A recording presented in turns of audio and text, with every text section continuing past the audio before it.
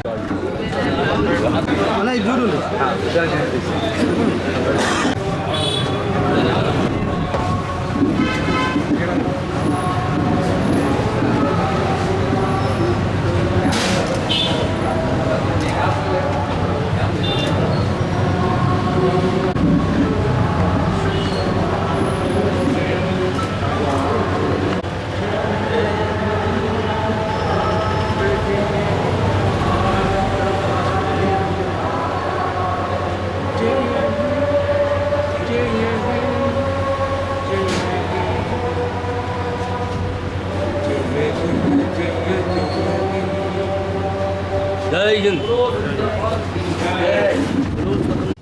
నిర్ణయం తీసుకొని ఈ దేశం ఏ వైపు నడవాలనేటువంటి ఒక నిశ్చయంతో ఇప్పటికి జరిగినటువంటి ఓటర్లు ఒక నిర్ణయం తీసుకున్నారు. జాతీయ స్థాయి లోపల, దేశం లోపల. మనది కూడా రేపు 13వ తారీఖు నాడు ఎన్నిక జరగబోతూ ఉన్నది. జగిత్యాల లోపల తిరుగులేని నాయకుడు, మనందరం అభిమానించేటువంటి, మాతో పాటు ఎమ్మెల్యేగా, అప్పుడు మంత్రిగా 83లో 1983 లోపల, అప్పటి నుంచి ఇప్పటి వరకు రాజకీయాల్లో బహుశా మా లక్ష్మణ్ కుమార్ కూడా పట్టువదలని విక్రమార్కుని లాగా పట్టి వదిలిపెట్టిపోయిన వాళ్ళు గెలవలేదు. కానీ ఈసారి రేవంత్ రెడ్డి గారి నాయకత్వం లోపల ఎమ్మెల్యేలు అయినటువంటి వాళ్ళు ఉన్నారు. జీవన్ రెడ్డి గారు కూడా అదేవిధంగా రాష్ట్ర స్థాయి లోపల, రాష్ట్రానికి నాయకత్వం వహించేటువంటి స్థాయి లోపల ఎదిగినటువంటి వ్యక్తి.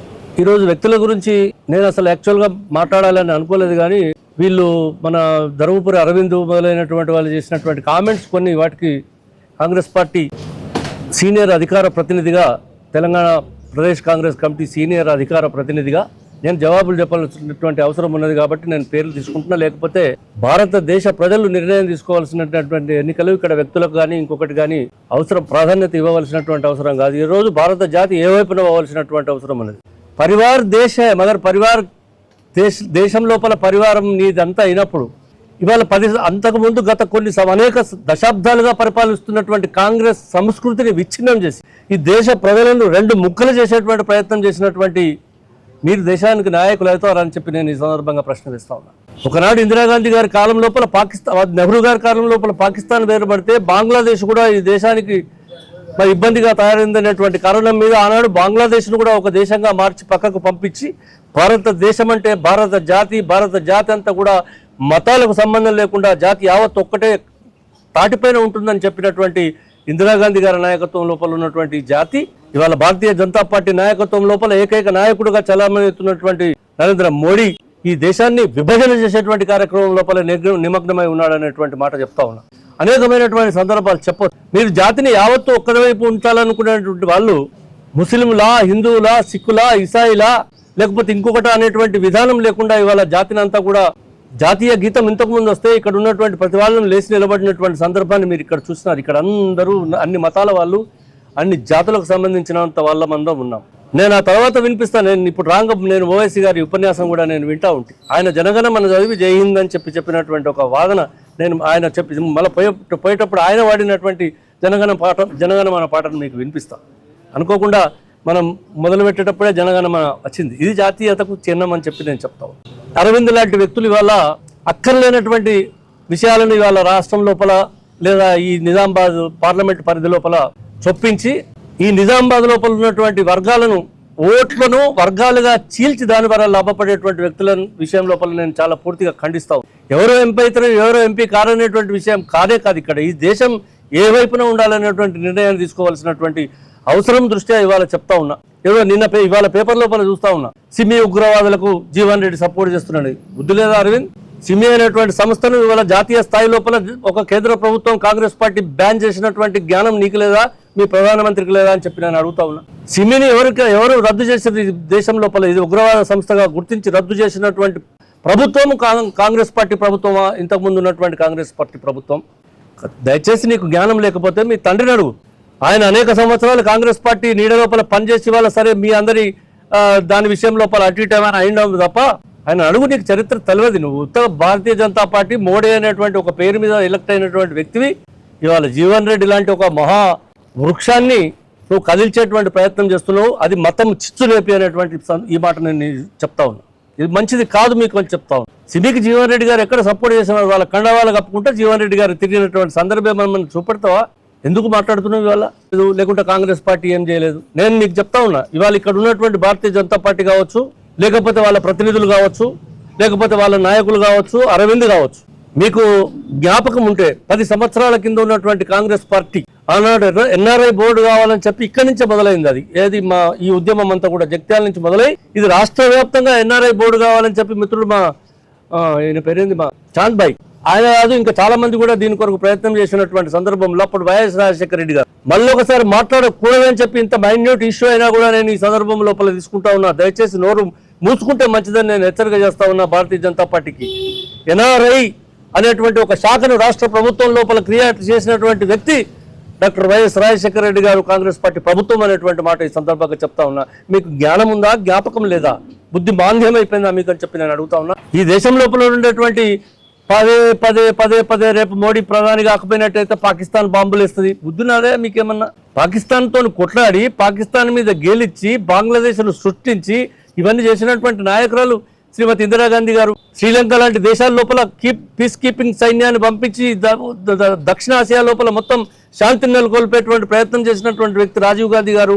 వారి రక్తం ఇక్కడ ఏరులై ప్రవహించింది. ఈ ప్రజల జీవన విధానం లోపల ఒక భాగమైపోయింది వాళ్ళ రక్తం. ఏ ఒక్కరి వ్యక్తి అయినా ఈ జాతికి ప్రాణదానం చేసినటువంటి వాళ్ళు, జీవనదానం చేసినటువంటి వాళ్ళు, లేకుంటే ఇంకా ఏదైనా దానం చేసినటువంటి వ్యక్తి, త్యాగం చేసినటువంటి వ్యక్తి అటల్ బిహారీ వాజ్పేయి దగ్గర నుంచి మొదలు పెట్టుకుంటే ఇంకా కింది దాకా ఉన్నటువంటి అరవింద్ దాకా కూడా నేను అడుగుతా ఉన్నా, ఏంటి మీ త్యాగాలు ఈ దేశం కొరకు, ఈ జాతి కొరకు అని చెప్పి నేను అడుగుతా ఉన్నా. కాంగ్రెస్ పార్టీ శ్రీమతి సోనియా గాంధీ గారి నాయకత్వం లోపల ఉన్నటువంటి కాంగ్రెస్ పార్టీ, మరి ముఖ్యంగా ఇక్కడ రేవంత్ రెడ్డి దండివాని కంటే మొండివాడే గొప్పవాడని చెప్పి ఒక సామెత ఉన్నది తెలుగులో. ఎంత మొండిగానైనా కూడా ఈ రాష్ట్రం లోపల ప్రభుత్వాన్ని సాధించాలని చెప్పి రాష్ట్ర ప్రజలను ఒప్పించి తెలంగాణలో 2వ ముఖ్యమంత్రిగా ఇవాళ ఎన్నిక కాబడినటువంటి రేవంత్ రెడ్డి గారి యొక్క నిర్ణయాలను దయచేసి మీరు పరిగణలోకి తీసుకోండి అని చెప్పి నేను బీజేపీ వాళ్ళని కూడా కోరుతా ఉన్నా. ఇంత గట్టి నిర్ణయాలు ఎవరు తీసుకోలేదు. మీరు ఎన్ఆర్ఐల గురించి మాట్లాడేటువంటి అర్హత మీకు లేనే లేదు.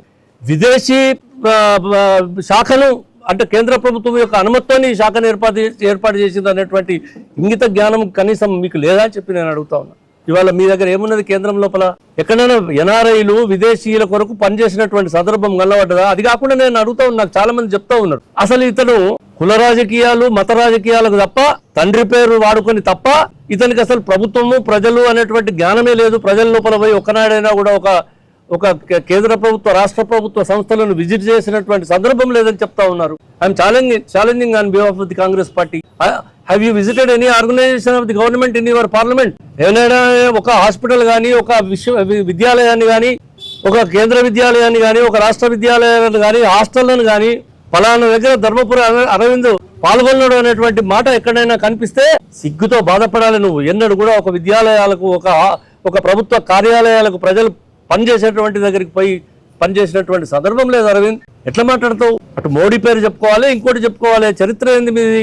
కాబట్టి నేను చెప్తా ఉన్నా, ఇవాళ జీవన్ రెడ్డి గారు గెలవడం ఈ నియోజకవర్గం లోపల అనివార్యం. తప్పకుండా ప్రజలు రాహుల్ గాంధీ గారిని ప్రధానమంత్రి చేయడానికి ఈ నిజామాబాద్ పార్లమెంటు, మరీ ముఖ్యంగా నేను నా ప్రార్థన, నా విజ్ఞప్తి ఏంటంటే, నేను గత 15, 20, 30, 40 సంవత్సరాలుగా 83లో ఎమ్మెల్యే ఉండి అప్పటి నుంచి జిల్లా రాజకీయాల లోపల 12 సంవత్సరాలు ఉమ్మడి జిల్లాకు, 11 సంవత్సరాలు ఉమ్మడి జిల్లా పార్టీకి అధ్యక్షుడిగా, కేంద్ర సహకార బ్యాంకు ఉమ్మడి జిల్లాకు నేను చైర్మన్ గా, రాష్ట్ర పార్టీ లోపల రాజశేఖర రెడ్డి, వెంకటస్వామి గారు లాంటి అనేక మంది నాయకుల చేతి కింద పనిచేసినటువంటి వ్యక్తిగా, శ్రీపాదరావు గారు వాళ్ళ కింద పనిచేసినటువంటి వ్యక్తిగా నేను విజ్ఞప్తి చేస్తా ఉన్నా కాంగ్రెస్ పార్టీ పక్షాన. ఈనాడు జీవన్ రెడ్డి గారు గెలవలసినటువంటి ఆవశ్యకత ఈ రాష్ట్రానికి మాత్రమే కాదు, జాతికి ఉన్నదని చెప్తాం. అవసరం ఇది. It is the necessity of the country people now to elect Rahul Gandhi as the Prime Minister. Otherwise, the country will be divided into two pieces. Hindu, non-Hindu. Who is non-Hindu? Every resident of India is a Hindu. మీరు బుద్ధి లేని మనుషులు. ఇప్పటి మహమ్మదీలు కావచ్చు, Christians కావచ్చు, మరొక మతం వాళ్ళు అయితే హిందువులే. హిందూ అనేది మతం కాదు, ఒక విధానం, ఒక ధర్మం. దాన్ని ఇవాళ మీరు వాడుకొని ఇవాళ దాని ద్వారా ఓట్లు సంపాదించుకొని ఫిర్ ఎక్ bar Modi queue why, Phir ఎక్ బార్ మోడీ క్యూ అనా, వాట్ ఈస్ సాక్రిఫైసెస్, ఏమి త్యాగాలు ఆ మోడీ తర్వాత వాళ్ళ పార్టీ చేసింది ఒకసారి మీరు చెప్పి ఇవాళ రండి గ్రామాలలో కానీ ప్రజల దగ్గరకు కానీ. రాముడు మీకు మాత్రమే దేవుడా? పొద్దునట్లేసి 5 గంటల నుంచి 6 గంటల దాకా పూజ చేసుకొని బయటకు వెళ్ళేటువంటి, ఇవాళ కూడా వెళ్ళినటువంటి వ్యక్తిని బ్రహ్మాండమైనటువంటి భస్మరేఖలు బొట్టు పెట్టుకొని వచ్చిన నాకంటే గొప్ప హిందూ ఎవడరా మీ పార్టీలా? ఇదేనా హిందుత్వం అంటే? నమాజ్ చేసే మసీదులలో పోయినటువంటి వాళ్ళు కూడా జై హింద్ అనేటువంటి మాటలను నేను వినిపిస్తా ఈ తర్వాత. వాళ్ళు హిందువులు కారా? హిందూ అంటే మతం కాదురా. హిందూ అంటే ఒక విధానం, ఒక జాతి. అందులో ముస్లింలు, ఇస్రాయేల్, క్రిస్తులు అందరికి సంబంధించినటువంటి రాముడు మాకు దేవుడు కాదా? నువ్వే రాముడిని కొత్తగా కనుక్కున్నావా? భారతీయ జనతా పార్టీ వచ్చినాకనే అయోధ్య పుట్టింది, ఆ తర్వాత దశరథుని తర్వాత రాముడా? పిచ్చి మాటలు మీ అన్ని కూడా. అనేకమైనటువంటి కార్యక్రమాలు ఇవన్నీ కూడా 70 సంవత్సరాల నుంచి ఈ దేశం లోపల, ఈ రాష్ట్రం లోపల, ఈ ప్రజల లోపల, ఈ జగిత్యాల లోపల, మరీ ముఖ్యంగా జగిత్యాల ఒక బ్రహ్మాండమైనటువంటి చైతన్యం కలిగినటువంటి ప్రాంతం.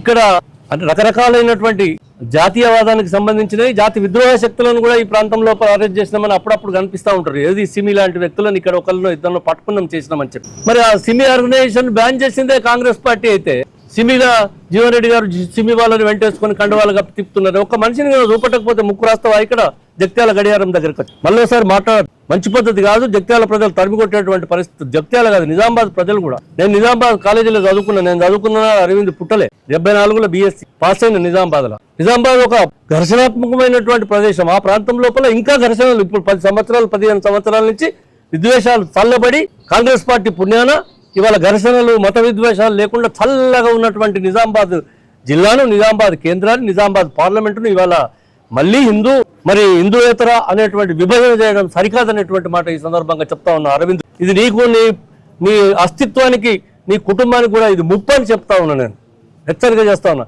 ఒక నీ స్వార్థం కొరకు ఇవాళ ఇక్కడ నిజామాబాద్లో ఇటువంటి విద్వేషాలను రెచ్చగొట్టకూడదని చెప్పి నేను హెచ్చరిక చేస్తా ఉన్నా.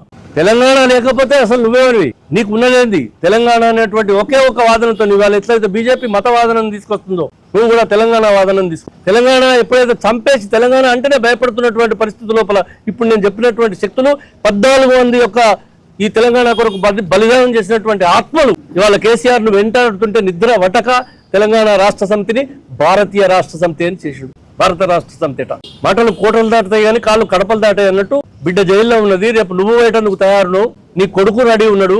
ఇవాళ భారతీయ జనతా పార్టీతో అంతగాగి డ్రామాలు చేసి అటు బిడ్డను అరెస్ట్ చేసి మిమ్మల్ని కూడా చేస్తామనేటువంటి ఒక బూచితో నిన్ను కంట్రోల్లో పెడుతున్నటువంటి భారతీయ జనతా పార్టీ చెంచాగా మారినటువంటి నువ్వు 20 మంది ఎమ్మెల్యేలు మా దగ్గర నువ్వు రేపు వచ్చేటువంటి ప్రభుత్వం మాది. ఏం ప్రభుత్వం? ఎట్లా వస్తుంది నీ ప్రభుత్వం?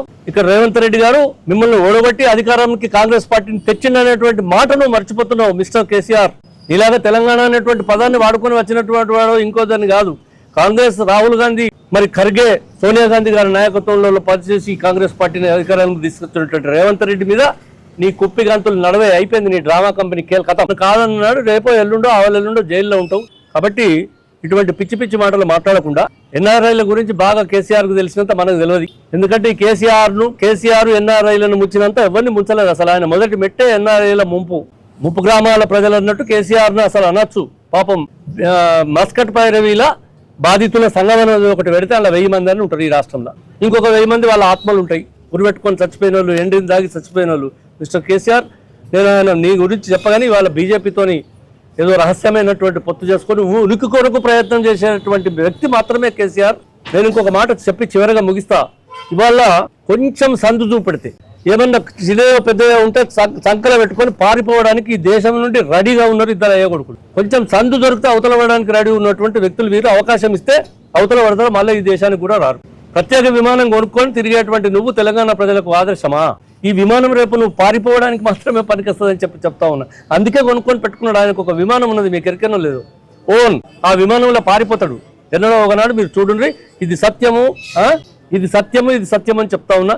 అందుకొరకు కాంగ్రెస్ పార్టీ సీనియర్ అధికార ప్రతినిధిగా కాంగ్రెస్ పార్టీ పక్షాన, రేవంత్ రెడ్డి గారి పక్షాన, శ్రీ రాహుల్ గాంధీ, సోనియా గాంధీ గారి పక్షాన ఈ పార్లమెంట్ నియోజకవర్గ ప్రజలకు విజ్ఞప్తి, తప్పక జీవన్ రెడ్డి గారిని గెలిపించి మరి ఆయనను రేపు జరిగేటువంటి ప్రధాని ఎన్నికల లోపల భాగస్వామిగా ఈ జగిత్యాల నిజామాబాద్ పార్లమెంటును నిలపాలని చెప్పి నేను ప్రార్థన చేస్తా ఉన్నా. ఈ గెలుపు లోపల జగిత్యాలను కూడా చరిత్రాత్మకమైనటువంటి ఒక స్థానంగా దీన్ని నిలపడానికి ప్రయత్నం చేయాలని చెప్పి అందరికీ సవినయంగా విజ్ఞప్తి చేస్తూ, అన్ని కులాలకు, అన్ని మతాలకు మనం హిందువులం, మనం భారతీయులం, బీజేపీ వాళ్ళం కాదు అనేటువంటి మాట గ్రహించాలని చెప్పి నేను కోరుతూ విజ్ఞప్తి.